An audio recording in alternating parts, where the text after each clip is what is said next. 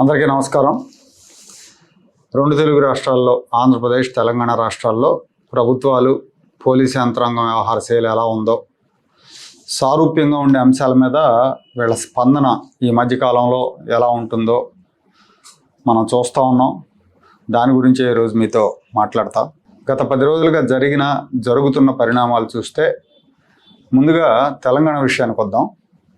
తెలంగాణలో ఒక వారం క్రితం అక్కడ ఒక మంత్రి గారి మీద, మహిళా ఐఏఎస్ అధికారుల మీద ఒక టీవీ ఛానల్లో అభ్యంతరకరమైన కథనం ప్రసారం అయింది. దీని మీద విమర్శలు వచ్చాయి. అఖిల భారత సర్వీస్ అధికారులంతా కూడా ఈ కథనం మీద సీరియస్ అయ్యారు. ప్రభుత్వం కూడా దీన్ని సీరియస్గా తీసుకుంది. ఐఏఎస్ అధికారుల సంఘం ఫిర్యాదుల మేరకు పోలీసులు ఆ టీవీ ఛానల్ జర్నలిస్టులను అదుపులోకి తీసుకున్నారు. ఈ సందర్భంగా జర్నలిస్టులను ఎందుకు అదుపులోకి తీసుకున్నారు, వాళ్ళు ఇళ్లలోకి వెళ్ళి ఇంట్రాగేషన్ చేస్తారని కొంతమంది విలేకరులు హైదరాబాద్ పోలీస్ కమిషనర్ సజ్జనార్ని అడిగినప్పుడు ఆయన స్పందన చాలా తీవ్రంగా ఉంది.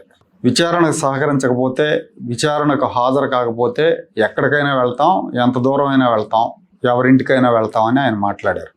అంటే చాలా తీవ్రంగా హెచ్చరించారని అనుకోవాలి. జనరల్గా ఈ మీడియా, జర్నలిస్టులకు సంబంధించిన వ్యవహారాల్లో పోలీసులు ఆచితూచి వ్యవహరిస్తారు, దూకుడుగా వెళ్ళరు. కానీ ఈ కేసులో దూకుడుగా వ్యవహరించారు. ఆ తర్వాత ఈ ఫోన్ ట్యాపింగ్ కేసులు, బీఆర్ఎస్ నేతల విచారణాంకం. బీఆర్ఎస్ నేత హరీష్ రావుని విచారించారు సిట్ వాళ్ళు, అలాగే కేటీఆర్ని కూడా విచారించారు. అప్పటి పోలీస్ అధికారి రాధాకృష్ణరావు అనే అతను కూడా విచారించారు. తెలంగాణలో ఈ విచారణలో రాజకీయ ప్రకంపనలు సృష్టిస్తున్నాయి. ఎందుకంటే ఫోన్ ట్యాపింగ్ అనేది చాలా సీరియస్ ఇష్యూ.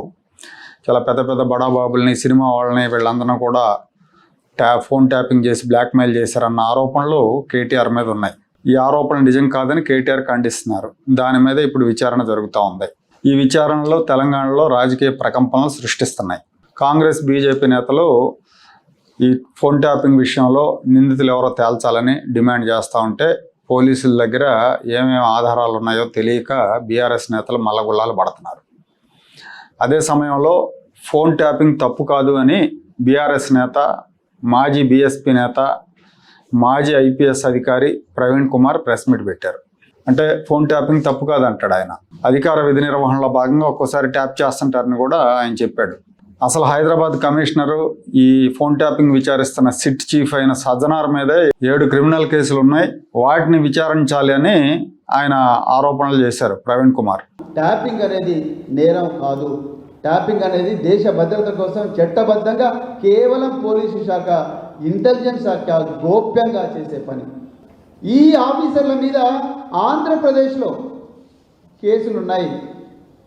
ఆనాడు ఆంధ్రప్రదేశ్లో చాలామంది రాజకీయ నాయకులు వీళ్ళ మీద, ఈ సజ్జనార్ గారి మీద, ఇంకా మిగతా ఇంటెలిజెన్స్ ఆఫీసర్ల మీద Bhavanipuram police station, Guntur police station, Kurnool police station, Alipiri police station, అదేవిధంగా Visakhapatnam police station, Payakarao police స్టేషన్లో, ఇన్ని పోలీస్ స్టేషన్లలో వీళ్ళు మా ఫోన్ను ట్యాప్ చేసిండ్రని చెప్పి ఆనాడు ఇంటెలిజెన్స్లో ఉన్న అధికారుల మీద పోలీస్ కేసులు అయినాయి. ఆనాడు ఇంటెలిజెన్స్ ఉన్నది ఎవరు? సజ్జనార్ గారు, శివధర్ రెడ్డి గారు. లోతైన విచారణ ఆయన మీద జరగాలి. ఆయన మీద 7 కేసులు ఉన్నాయి. ఆంధ్రప్రదేశ్లో 7 కేసులు ట్యాపింగ్ వ్యవహారంలోనే ఆనాడు ఇంటెలిజెన్స్ అధికారుల మీద కేసులు ఉన్నాయి. ఆ కేసులు ఎదుర్కొంటున్న సజ్జనార్ గారు ఇప్పుడు సిట్ చీఫ్ ఎట్లయితారు అంటున్నా నేను. అది పాయింట్.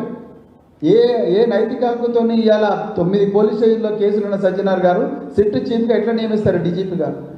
ఈనాటి డీజీపీ, ఆనాడు చీఫ్ ఆఫ్ ఇంటెలిజెన్స్, ఆనాడు డిఐజీ, ఎస్ఐబి, ఈరోజు commissioner of police.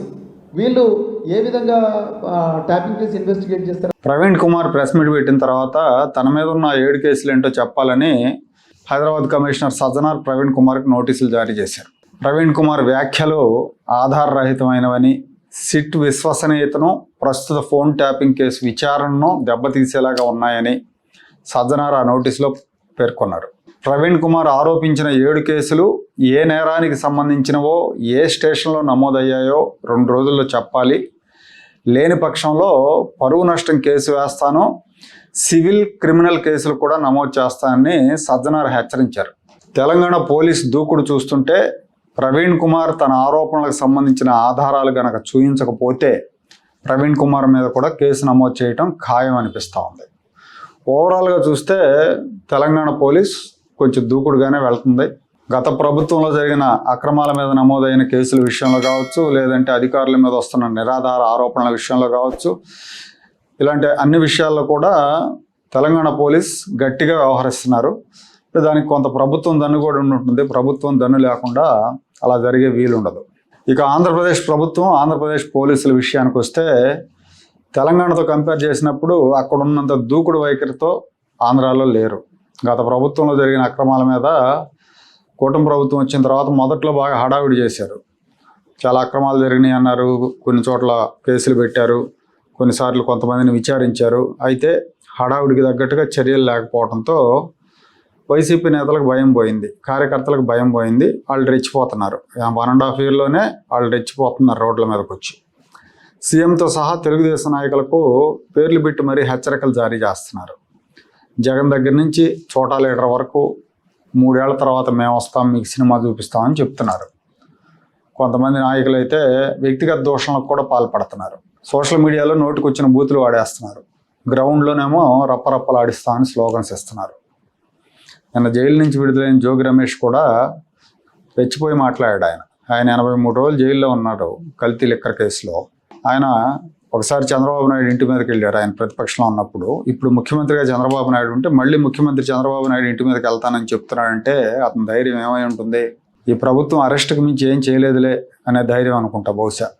Telugu Desam party అధికారంలో ఉండగా ముఖ్యమంత్రి ఇంటి మీదకి వెళ్తానన్నా అంటే ఇక అధికారం లేకపోతే వీళ్ళ వేరంగాలు ఎలా ఉంటాయి? మీ ఊహకే వదిలేస్తున్నా ఎంత రెచ్చిపోతారనేది. నాయకుల వైఖరి ఇలా ఉంటే అధికారులు కూడా ఏం తీసిపోవట్లా. సస్పెన్షన్లో ఉన్న ఐపీఎస్ అధికారి సునీల్ కుమార్ సర్వీస్ రూల్స్కి విరుద్ధంగా మీడియా ఇంటర్వ్యూల్లో ఈ ప్రభుత్వానికి పరోక్షంగా చురకలు అంటిస్తూ ఉంటారు. అధికార పక్షానికి చెందిన డిప్యూటీ స్పీకర్ రఘురామకృష్ణరాజు మీద విమర్శలు దాడి చేస్తుంటారు. అయినా ఆయన మీద చర్యలు ఉండవు.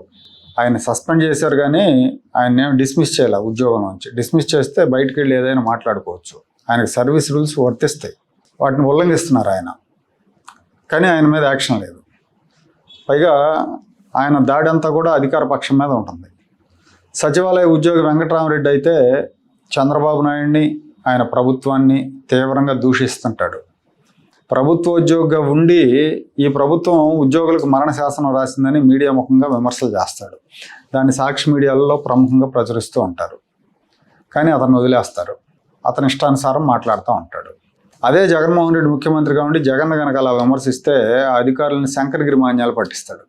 ఇది కంపేర్ చేయడం అనవసరం అనుకోండి. మీడియా విషయానికి వస్తే బ్లూ మీడియాలో రోజు దుష్ప్రచారాలే, తప్పుడు ప్రచారాలు, అబద్ధాల ప్రచారాలు. వాటిని కూటమి నాయకులు ఖండించడం మినహా ఎలాంటి చర్యలు ఉండవు. చెప్పాలంటే ఒక రకంగా తెలుగుదేశం సోషల్ మీడియా కార్యకర్తలే ఆ తప్పుడు ప్రచారాలను ఎండగడుతున్నారు. సోషల్ మీడియా లేకపోతే వాళ్ళకి ధీటుగా సమాధానం చెప్పేవాళ్ళు కూడా ఉంటారు. మన తెలంగాణలో ఎన్టీవీ విషయంలో ఆ ఛానల్ మీద కేసులు పెట్టినప్పుడు చాలామంది తెలుగుదేశం పార్టీ క్యాడర్ ఇలాంటి విషయాల్లో గురువు చంద్రబాబు నాయుడు శిష్యుడు రేవంత్ రెడ్డిని ఫాలో అవ్వాలని పోస్టులు పెట్టారు సోషల్ మీడియాలో. కారణం ఏంటంటే ఇక్కడ ప్రభుత్వం గట్టిగా వ్యవహరించలేదన్న అసంతృప్తి అలా పెట్టడానికి కారణం. తెలంగాణ రాష్ట్రంలో అక్కడ పోలీసులు కేసుల విషయంలో, విమర్శల విషయంలో కఠినంగా వ్యవహరిస్తున్నారు. ఏపీలో ఒకంత మెతక వైఖరితో ఉన్నారని చెప్పాలి. ప్రభుత్వాలను బట్టి అధికార యంత్రాంగాలు ఉంటాయి. గతంలో జగన్మోహన్ రెడ్డి హయాంలో పోలీసులు జగన్ సొంత సైన్యంలాగా రెచ్చిపోయి కేసులు పెట్టారు. 3rd డిగ్రీలు కూడా ప్రయోగించారు.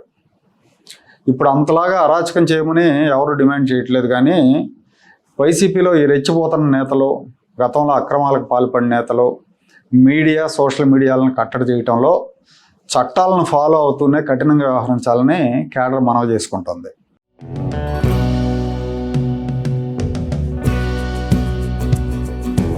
Like, share and subscribe to Rajaniti channel.